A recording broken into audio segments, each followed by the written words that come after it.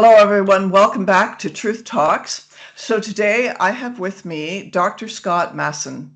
So we're going to talk a little bit about Scott's personal story, I guess, a little bit, but his more centered on his educational experience and his teaching experience, as well as his passion for classical education. So I'm going to just read some of his bio because I want you to just get a little bit of an idea who we're talking with today.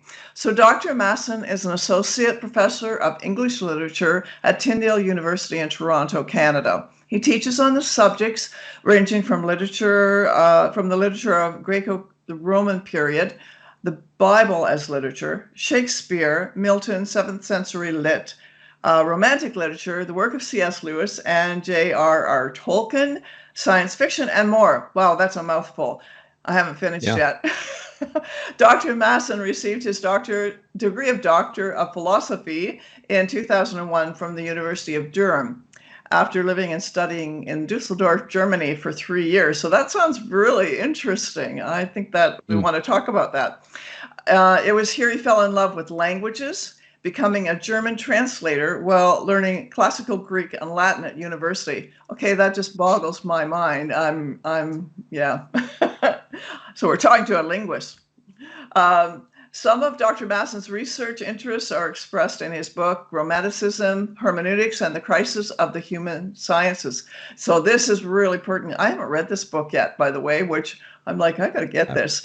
And it lies in exploring the way that humanities have been repealed and replaced, so true, by the human sciences and the new constructivist. I was always saying constructionist, but constructivist anthropology. So he's also a proud member of the Mohawk Band in Canada, and he's lectured and written on a variety of topics. So he's a proud father of 2 amazing children and has an amazing wife. So please welcome with me Dr. Masson, and we are going to hit the road running here. I want you to talk a little bit about, let's talk about Germany, about your education and some of your experiences that have led you on the path to where you are now. Sure, thanks, Anne. Great to be with you. I'm going to backtrack a little bit before I go to Germany. So I grew up in London, Ontario, and grew up in North London and stayed in London to study at Huron College, which is a small liberal arts college. It's the sort of the founding college for the University of, used to be called the University of Western Ontario. Now it's called Western University. I'm not quite sure why, but they made that change a few years back. But I studied English and history there. I did double major. And I actually didn't even intend on going down that path. I was thinking of being a business major because I didn't know what I wanted to do coming out of high school. I was not really gripped by the education I had in schools. I didn't work very hard, and I was not enthused about education. I did reasonably well, but not particularly well. I found that coming to university was a very different experience for me, because in first year English, even though I intended on doing business, I took one English course just as what should I add as my 5th course? And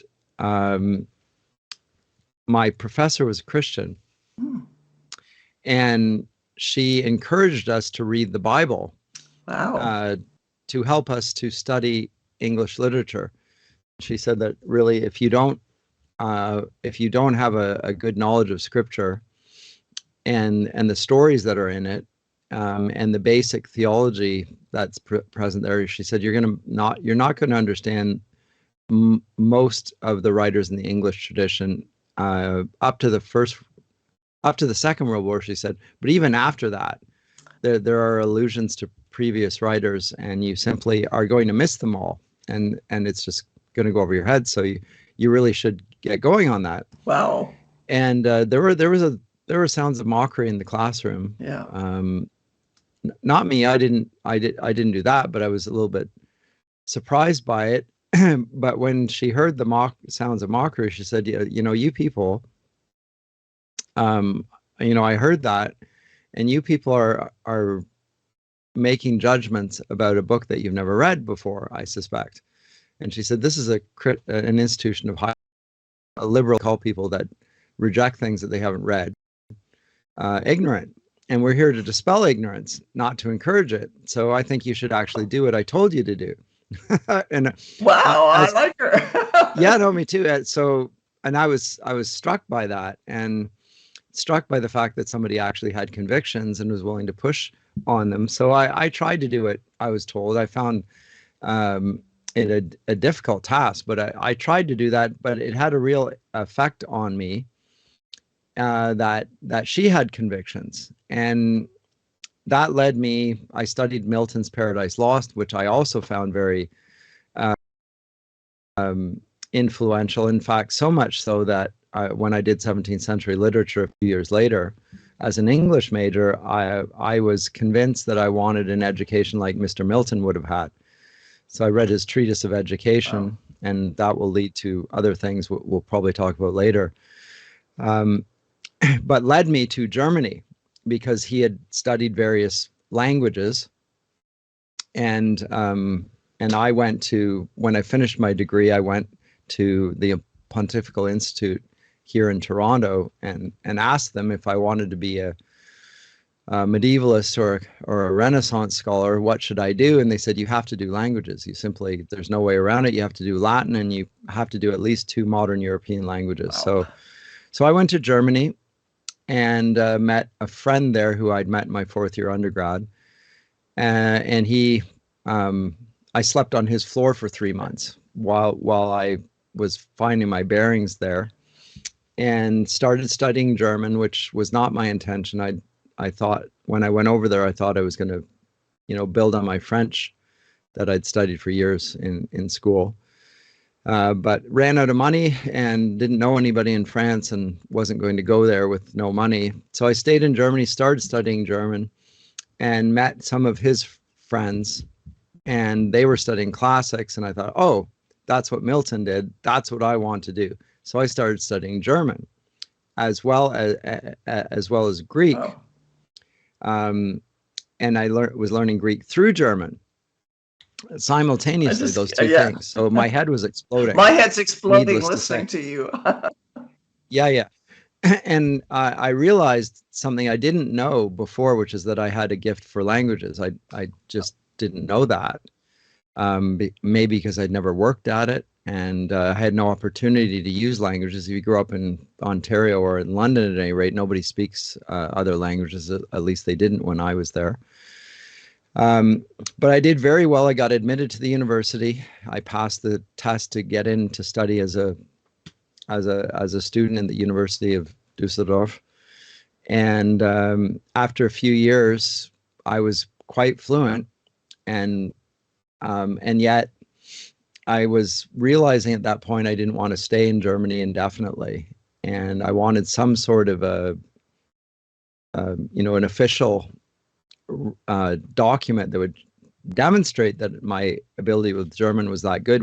And that was a diploma. So I just went in to do the translator certificate, and I was in a room full of people who hadn't seen me before. Well, I hadn't seen them before, but they said, "What are you doing here?" And I said, "I'm doing the test for the translator certificate." And they said, "Yes, but you're not in our class." And I thought, "There's a class?" And they said, "Yes, we've been studying for 2 years for a for this exam." And I thought, "Oh, you missed that memo." That's not good. I missed them. I had no idea. But of course there'd be a class. I was stupid. I should have thought of that. But anyway, I passed it. So I'm certified translator. And as I said, I did Greek and Latin, and I did it sufficient to have studied them there in Germany. But then I thought, I don't want to spend my life studying to be a classics scholar. I want to apply it in some way.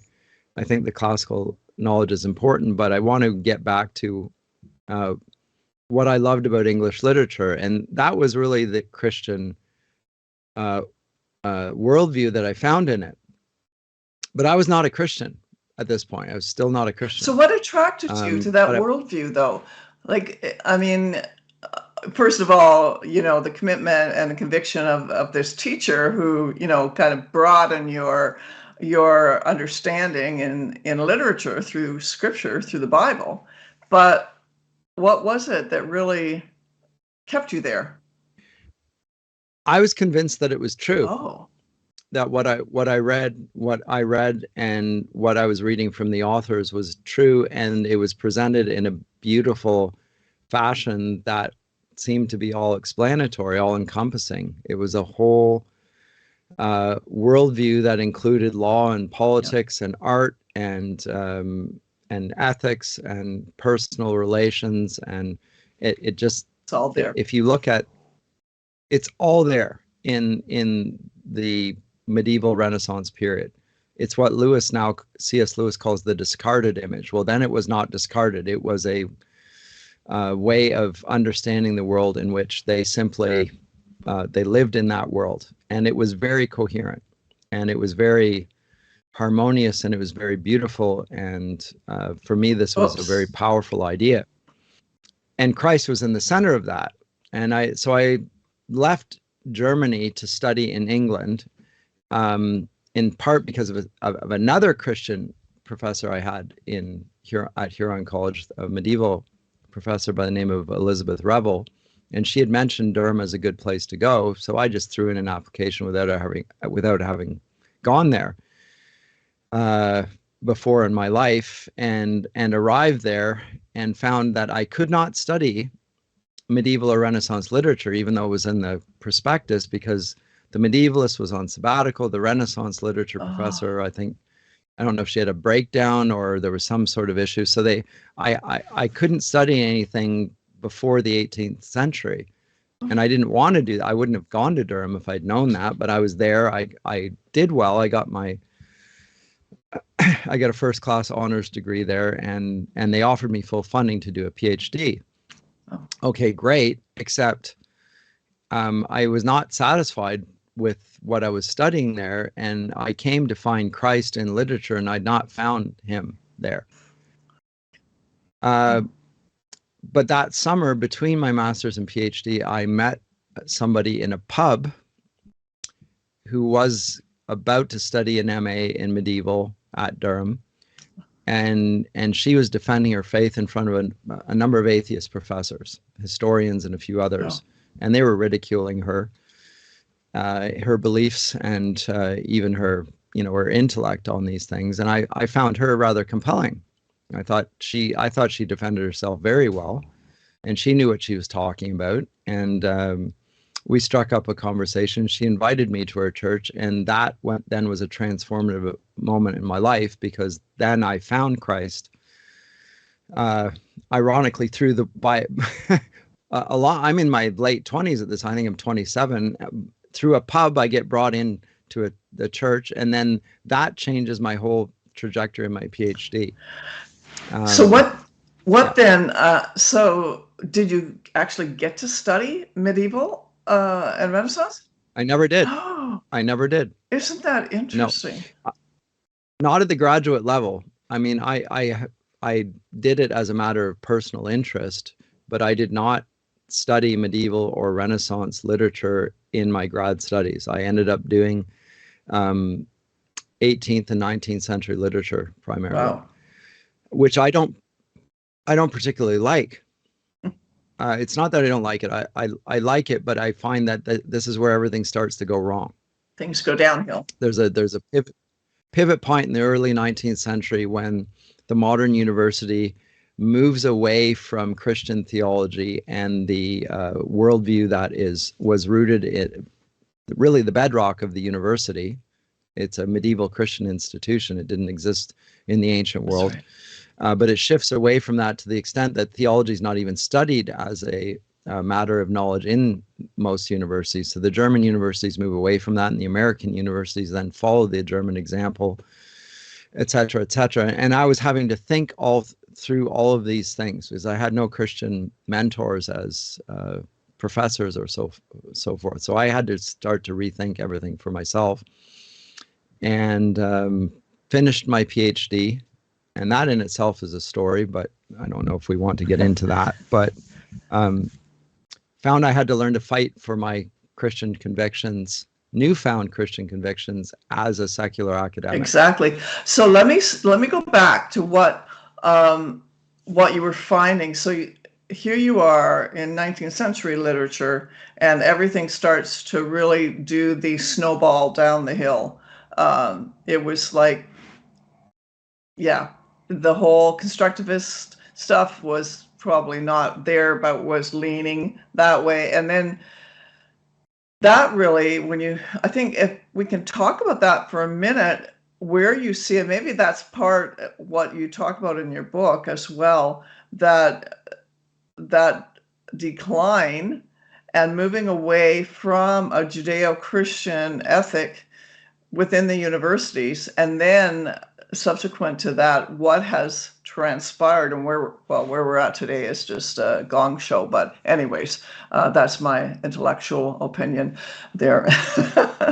Anyways, yeah, speak to that a little bit. Sure. So in the early 19th century, there's a widespread departure from belief in God. And it starts in the Enlightenment. There's a widespread belief in reason, but reason detached from God, and where reason and faith are seen as contraries, really. There's no such thing as a rational faith. Reason is presented as something that operates not just independently, but in ways that are against faith, which is presented as an emotional crutch as much as anything else. But it's not really. There's no content to the Christian faith. It's not to be seen in a rational way. It presents Christianity really as an anti-intellectual endeavor, which would have surprised the medievals, who are rational about absolutely everything. Absolutely everything is rationally conceived and rationally considered and rationally explained. And anyone who has any understanding of the period would immediately say that. And so the caricature of Christendom as an irrational, construct set up by clerics to support their own power and self-interest would baffle anyone before that. So it literally it's slanderous and simply false. And that was evident to me as an undergraduate before I was a Christian, that caricature of Christendom from the Enlightenment philosophers was simply, as I say, slanderous. There's no basis for it whatsoever. But it was influential, and it was influential in what came after in the modern university, where, as I say, theology was banished from the public university entirely. Yeah.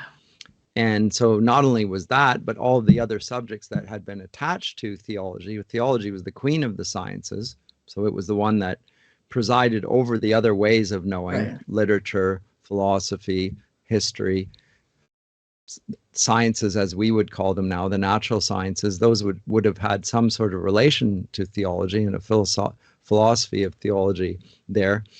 Those were now detached from that, and then they were reattached to our own historical attempt to understand ourselves from the perspective of the present. So then new disciplines emerged that had never existed before, like anthropology, which is man's study of mankind, going backwards, and sociology, which is a social way of explaining how the present arrives from the past, and even psychology, the study of the mind from the perspective of a human being. That's right. And actually, within psychology, they don't even know what psychology is, for that matter. The discipline of psychology, they're not quite sure what the psyche is. It's a big. In our day, it's the brain. Right. And I just so get what you're saying, because I know for me, I didn't start higher education until I was 38 years old. It's a long trajectory. So I'm a pseudo academic as far as I'm concerned. But when I went to do my PhD, I was thinking, I don't want to go back to the States, because I'd done my master's at Liberty because it was convenient. I had children at home, and anyways, it was just a really good, and it was good. The classes were good and everything. But I went to the Ontario universities, and all I got was this constructionist viewpoint, and I'm like, okay, I'm not happy with this. And so I ended up going back to the States and doing my PhD, philosophy of professional counseling at Liberty, because exactly because of what you're saying, because there's no basis for the psyche in modern psychology, like in any psychology, I guess. And I have this whole spirit, soul, and body philosophy, and that's what I hold to. And theologically, I believe that's where we need to be kind of anchored in. That first of all, we're spirit. And anyways, this isn't about me. So go about that. No, it's not, but it's a very interesting topic, and this is the problem. So if we want to have, rather than a God-centered system of learning, and we want to make it a man-centered, then we have the problem, which doesn't seem like a problem to them, but is a very big problem. Well, what is a human being? And if we're going to determine what a human being is, then from a scientific point of view, the problem is that the subject who's determining what the object, let's say a human being is the object that we're studying, we're the person studying it. And so we're involved in the experiment of like we're claiming objective knowledge over our human nature, and yet we are part of the experiment. We're implicated in it. It contradicts our claim of objectivity, because we're always biased about our study of ourselves. We don't want to see certain things about ourselves, and we do want to claim, divinity for our rational powers. Well, they're super. We want to claim right? that we are But divine. we want to deny things like sin. Mm-hmm. And so the modern academy totally ignores sin as an aspect of human nature. And it wants to present its rational faculties as effectively superhuman, when they're plainly not. The theories that were held to be objective in a generation before are often overturned in the next generation. Anyway, and that's how modern science makes progress. But again, it's not objective. It's not what would in the medieval period be called science. It's objective, real, true, and unchanging. That would be what knowledge is. That would be then true. It would not be probable. It would be true. What modern science calls truth is often just probability that is verified by experiment to be more and more probable, to the point where we can now say, okay, that we're pretty certain about that. We can now present that as a plausible theory. But then that objective way of looking at things can easily be overturned by a new paradigm that explains the reality better. So it never attains truth, it just attains high probability. Whereas the medieval worldview, they have it explicable to the point where it is an absolute certitude. Anyway, that this would get us in very deep weeds and on this to talk about problems with this. But that shift from God as the center of the objective way of understanding things to human beings being at the center of it is the problem of the human sciences that I talk about in my book. And there's something else I was thinking as you were discussing, the objective looking, we're studying ourselves, right? And there's no absolute, there's no absolutes, there's no morality. It's subjective in that sense. But here we are at this place and time in our history continuum. It's not like that. It's experiential. The study of everything academic now is only through experience, subjective experience, which is so, to me, it's just mind-boggling. And so we're in this place where educationally and then in society, that there's so much confusion, so much speculation, so much that is unprovable, right? And yet it's out there as this is it. This is it. This is the thing. This is like absolute, accurate scientific knowledge. And we've come to that place, I think, by and large, through all those things that you were talking about. It's really interesting. So there's this combination of radical subjectivity where things are, an individual can claim, this is who I am, this is the way things are, and nobody else perceives this. They can't see it at all.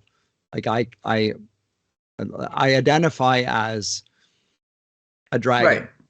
And nobody else can see that I'm a dragon, but I identify that way. And the state of affairs as that radically subjective claim, which is how I feel. I feel like a dragon, so I am a Therefore dragon. I am. And therefore I am. Therefore I am. And so that is plainly, from an objective scientific perspective, lunacy. Is verified as that is something that everyone else must assent to, agree to, and state as the objective status of that person. Well, this is a case in point of the form of knowledge that we have shifted into with the modern education starting to break apart. Yes. Because what is called science is now plainly anti-scientific. And yet we're saying, and we're bringing laws in, we're bringing policies in that say you must act as if this were true, even though it's not true. And you must lie to people. And so it's untenable. Yeah. And it's manifestly destructive of the person concerned as well. Yeah. It's not even in their own interest that we affirm them in their flight from reason. No. And so what we're saying then is we don't care about reason at all. We just care about authority. Mm. And if we only care about authority and we don't care about reason, we no longer care about a common world that we share. We simply want power to accumulate to those who have the power and have the means of exercising the power. And that is a totalitarian world. And again, that's what we're living in right now. We're facing. So, Dr. Masson, let's I wonder if we can segue somehow into, because of all of the experiences, and particularly your educational experience and deep understanding, you have developed a passion for classical education. And I'm hoping that we can talk about that. Let's just take a moment, take a bit of a break, and kind of move in to that over the next session. Thank you for joining us today. I hope you enjoyed, and more than enjoyed, I hope you really take away a lot from Dr. Masson's interview, and that you will think very deeply on the whole issue of education and what's happening in our public system, what could be the antidote to that in classical education, as he talks about that. So please pick up his book and check out his YouTube channel. And we'll see you again next week. You've been listening to Truth Talks with Dr. Ann. Thank you so much for joining us today. You can find Ann's books, blog, and sign up for the newsletter by going to restoringthemosaic.ca.